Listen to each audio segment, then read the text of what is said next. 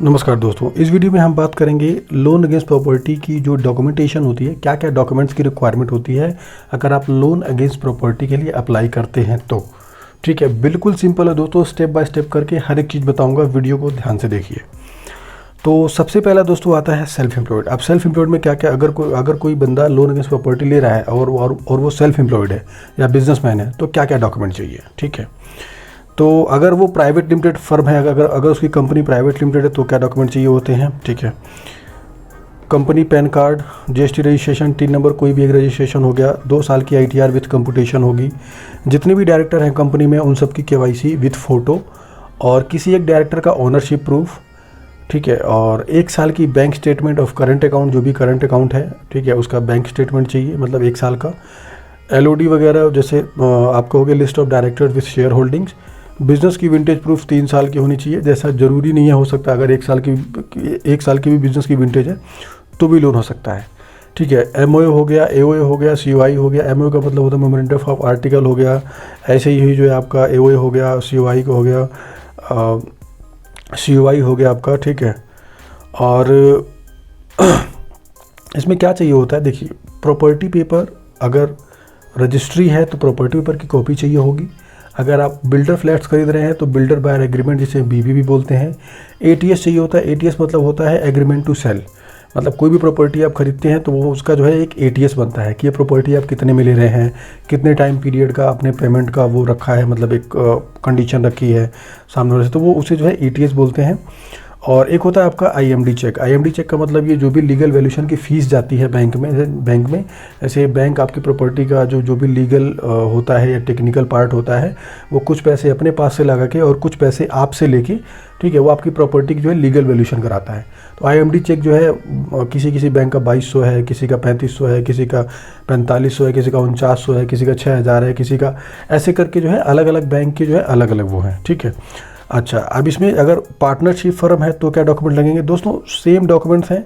यहाँ पे क्या होता है, जैसे यहाँ पे हमने डायरेक्टर की केवाईसी ली थी, ठीक है, और इसमें हम क्या करेंगे, इसमें जो हम जो है पार्टनर की केवाईसी लेंगे। जो जितने भी पार्टनर हैं फर्म में उनकी केवाईसी और फ़ोटो और ऑनरशिप प्रूफ जो है। और उसके बाद आपका आ जाता है, इसमें मेन आ जाता है partnership deed with partner share holdings.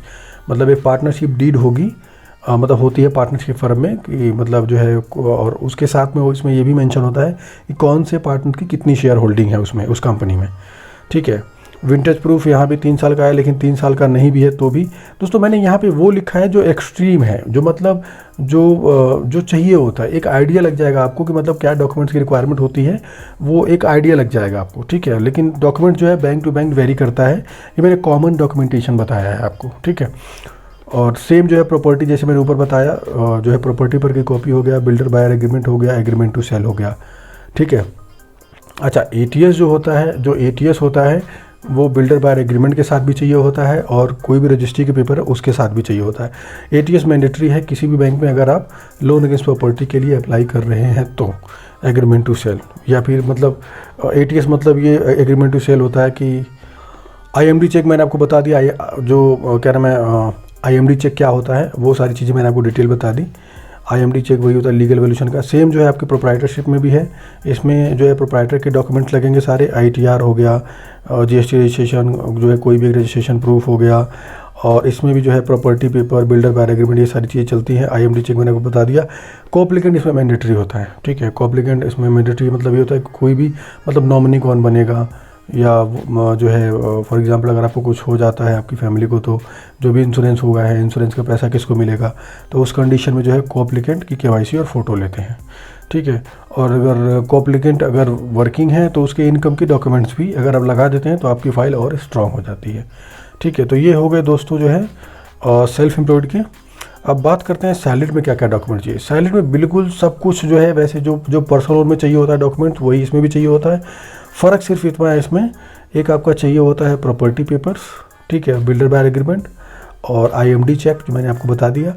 कोएप्लिकेंट की केवाईसी, और मतलब कोएप्लिकेंट अगर कोई है तो अच्छी बात, नहीं है तो सिंगल जो है, जो सिंगल पर्सन है उसके ऊपर भी जो है लोन हो सकता है। ठीक है, और अगर कोप्लिकेंट है तो उसके आप इनकम डॉक्यूमेंट्स भी यहाँ पे लगा सकते हैं, ठीक है।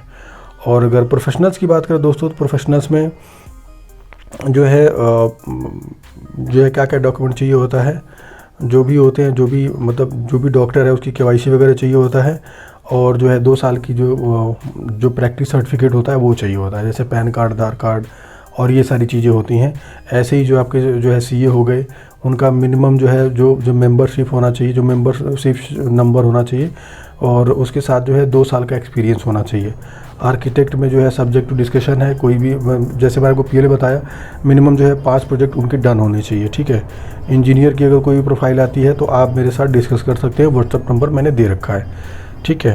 तो दोस्तों इसका आप स्क्रीनशॉट भी ले सकते हैं, मैं आपको उसका वो कर देता हूँ, क्योंकि स्क्रीनशॉट वगैरह भी ले सकते हैं, और ये नीचे आ नहीं रहा इसमें, ठीक है। तो दोस्तों इस वीडियो में इतना ही, मिलते हैं नेक्स्ट वीडियो में, तब तक के लिए धन्यवाद।